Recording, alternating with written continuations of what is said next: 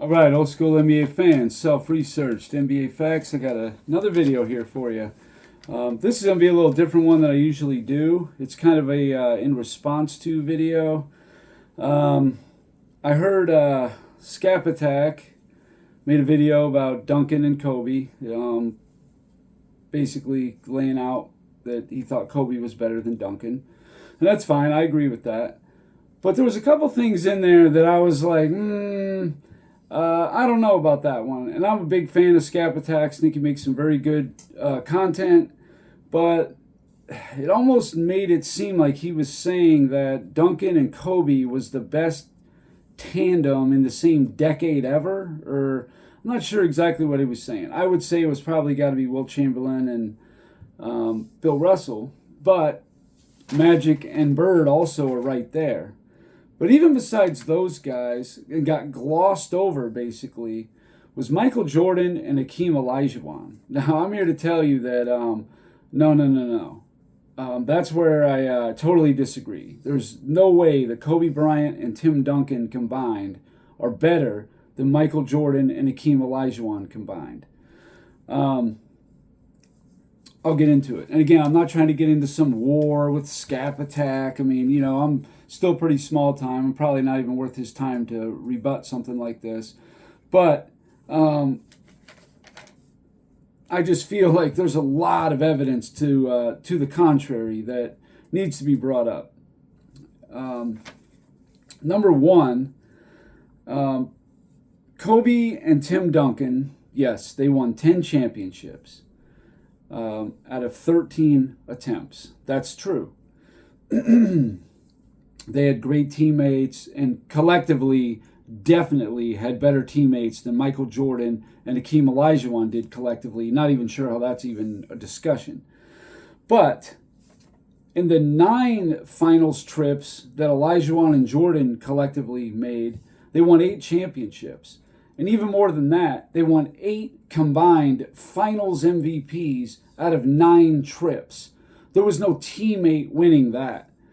And the only one they lost between them was Olajuwon in 86, lost to the mighty best home court of all time, 86 Celtics. And in that particular season, the Rockets beat the Lakers 4-1 and then lost to Boston in 6. Meaning that they, in the heart of the Boston-LA rivalry, when those two teams were great, Olajuwon's Rockets went 6-5 against those two teams. Not something that should be glossed over. Now, collectively, Tim Duncan and Kobe Bryant have three MVPs. Michael Jordan and Hakeem have 6. Kobe and Tim Duncan have 0 Defensive Players of the Year. Michael Jordan and Hakeem have 3. As far as league leaders, like scoring titles, rebound titles, all that sort of thing, Kobe has 2 scoring titles. Tim Duncan has nothing. Michael Jordan, 10 scoring titles, 3 steals titles. Olajuwon has 2 rebound titles and 3 block titles. So that's 18 league leaders compared to the 2 between Kobe and Duncan. And believe me, there was just as fierce, if not more so, competition for Defensive Player of the Year in their era. Now, getting into, I think, and most people would agree that Michael Jordan, all things considered, is a better player than Kobe Bryant. There's no reason to really dive too much into that. But when you look at head-to-head, Duncan and Hakeem, you tell me. I'll lay it all out, and then you come to the conclusion. Yes, he went to the finals 6 times and won 5. Olajuwon went to the finals 3 times and won 2. And I understand Jordan was not in the league in 94. That's always something that brings up. But either way, either Jordan was going to win that or Olajuwon most likely. So either way, it still would have been 8 championships, 8 finals MVPs, yada, yada, yada. But even if Hakeem only had 1, he is a better player than Tim Duncan on almost any possible way you can look at it. He has more all defenses than Olajuwon does, but Hakeem Olajuwon for he won 2 Defensive Players of the Year, and Tim Duncan won none. Tim Duncan 6 times was in the top 5 for Defensive Player of the Year. Hakeem has 8 top 5s for Defensive Player of the Year. Tim Duncan has 2 top 3 for Defensive Player of the Year. Hakeem has 6 top 3s for Defensive Player of the Year. Okay, now, all time in their careers, Tim Duncan was top 5 in rebounding 10 times. Hakeem Olajuwon was top 5 in rebounding 7 times. Tim Duncan was top 3 in rebounding 5 times. Olajuwon was top 3 in rebounds 3 times. However, Olajuwon won 2 rebound titles, and he would have won a third one had he not had he missed too many games. In 1991, he played 56 games. The guy that won the rebound title, David Robinson, had 13.0 rebounds per game. Olajuwon had 13.8. But because he didn't have enough games played, they gave it to Robinson. But Olajuwon had almost a full rebound more than Olajuwon had 1 more rebound than Robinson did. So that would have been 3 rebound titles for Olajuwon. You know, and actually I look at it like Olajuwon led the league in rebounding that year, even though he only played 56 games, 13.8 to 13.0. Now, block shots. So I would say Duncan and Olajuwon are pretty close on the rebounds. Duncan has a couple more, top 5s and a couple more top 3s, but Olajuwon has 2 titles and should have had a third, like I said. Now, block shots. Tim Duncan was top 5 in block shots 8 times. That's really good. Hakeem Olajuwon was top 5 in block shots 12 times. Tim Duncan was top 3 in block shots 3 times, where Hakeem Olajuwon was top 3 in blocks 9 times, including 7 in the top 2 and 3 top 1 winning those titles. 3 in the top 1. Now, another thing that we're going to look at is, how about top 10 in steals? Duncan, never in the top 10 in steals. Hakeem Olajuwon, 6 times was in the top 10 in steals. All right? So we covered the defensive side of the ball, and I would say there's no question Hakeem was the better individual defensive player. Now, offensively, Tim Duncan was top 10 in points per game in the league 5 times, where Hakeem Olajuwon was top 10 in points per game 9 times. Tim Duncan was top 5 in points per game once. Hakeem Olajuwon was top 5 in points 4 times, including a third and 2 second place. And one of those was in 96, where Jordan was in the league for the full season. It wasn't one of those deals. I think the year before in 95 was the other second, and 94 was the third. But even still, even if Jordan's there, okay, so Olajuwon would have been, what, 3rd and 4th those years? So clearly, Olajuwon with 4 top 5s to Duncan's 1. He has no top 5s at all. And, he has no top 3s at all. And Olajuwon has 3 top 3s, including 2 top 2s in points per game. Now, let's look at another thing here, which is Hakeem Olajuwon and his career. All right, sorry about that. Damn cat was messing with me. Anyway, so in Tim Duncan's career, he played with 11 All-NBA teammates. He played with 11 All-Defensive teammates. Hakeem Olajuwon played with 2 All-NBA teammates, a second and a third team, and he only played with 3 All-Defensive teammates. That's it. That's all he had to Duncan's 11 and 11. Crazy, right? Also, Olajuwon only ever lost with home court twice. And that one, the first one was his rookie year. He was the 4 seed against the 5 seed Utah. The other one, I think, was against Seattle, where he was the 6 seed and Seattle was the 7 seed. So you're talking just one discrepancy in seeding there for each of his home court losses. He lost 1 lead ever, 1998 against Utah. Utah was the 1 seed. Houston was the 8 seed. Houston was up 2-1, and Utah came back to beat them. But coincidentally, Utah beat them. Then they swept the Lakers, then beat Kobe and the Lakers, then beat Duncan and the Spurs in 5. So if anything, Olajuwon that year gave a better showing than Kobe or Duncan in '98, and he was the 8 seed. You know, they were the 4 seed and then the 2 seed, I think it was. Yeah, the Spurs were the 4 seed and the Lakers were the 2 seed. Olajuwon was never a 1 seed, and he only lost to a lower than a 5 seed once. And like I said, that was the 7 seed Seattle in the conference semifinals when Houston was the 6, because Houston actually upset the 3 seed to get there in the first place.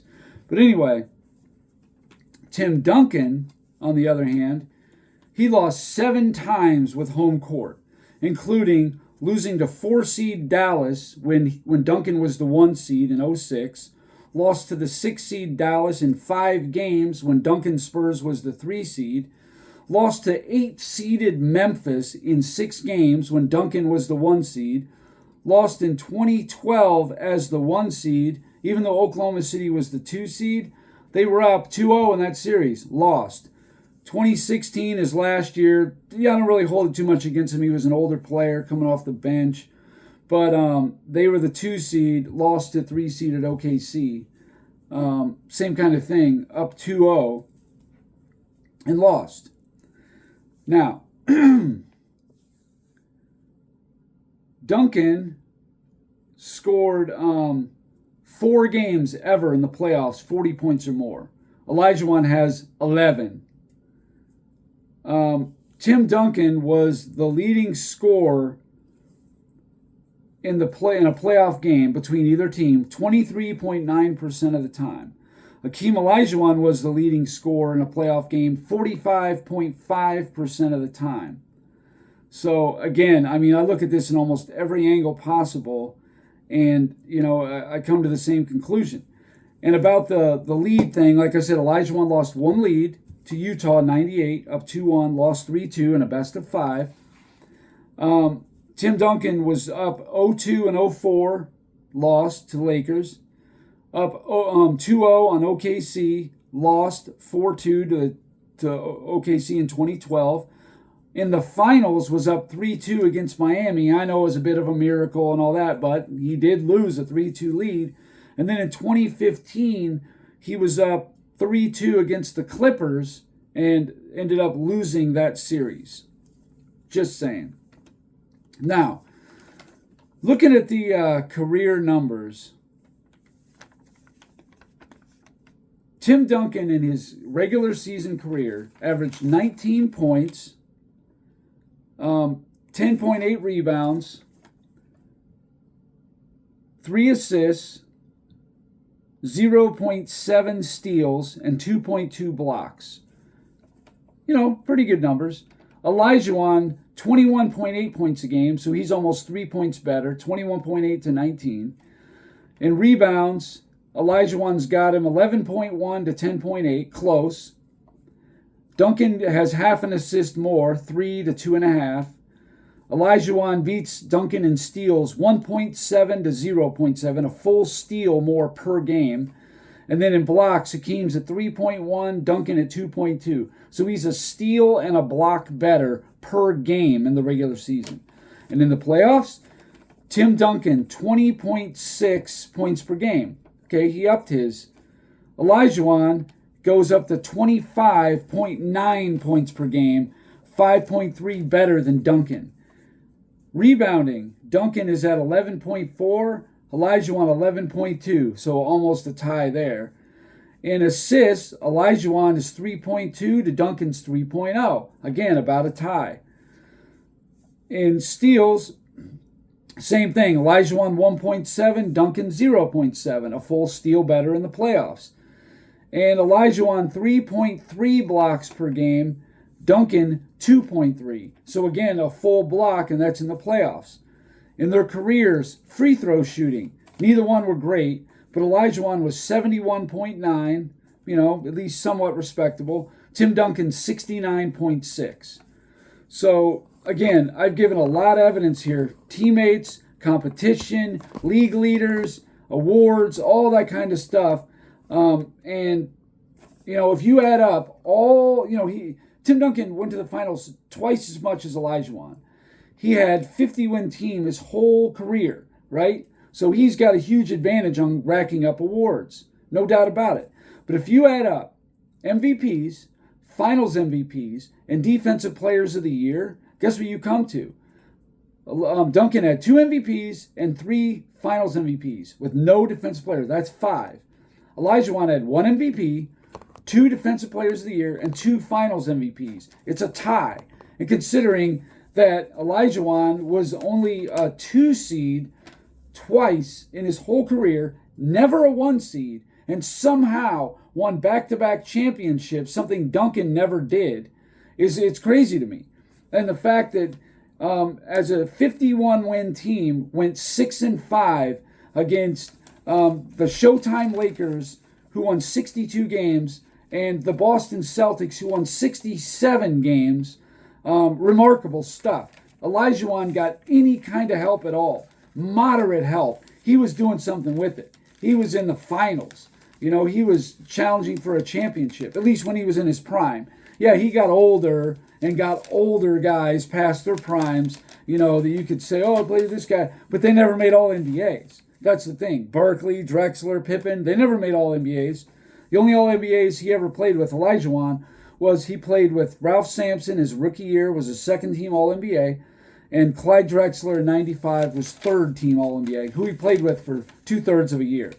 So anyway, I feel like this is very strong evidence that Olajuwon is just a better player than Tim Duncan was in any way you can look at it.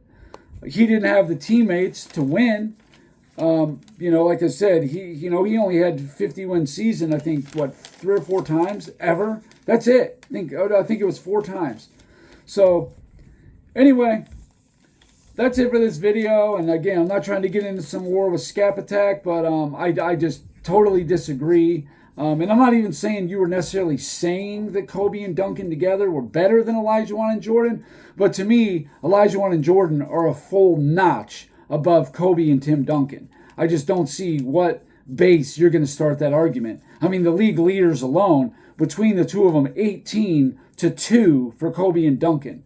I mean, what can you say? They were in the finals 9 times and won 8 finals MVPs. That means there was only 1 finals between the two of them played that they didn't win finals MVP, let alone win the series. I mean, to me, that's crazy. Where Duncan has 3 finals MVPs, Kobe 2. So they got 5 out of 13. So anyway, that's it for this video. Doing something different, I know. And again, I got no issue with Scap Attack at all. He does good work. I enjoy his videos and everything like that. But on this one, I got to push back on, no doubt about it, because I just don't agree. As great as Kobe and Duncan were, and I got them both inside my top 10, no doubt. But no, these guys are not top 5. I know you said that or whatever, but no, they're just not. And that's okay. Kobe is, but Duncan isn't. So anyway, that's it. Thanks for watching.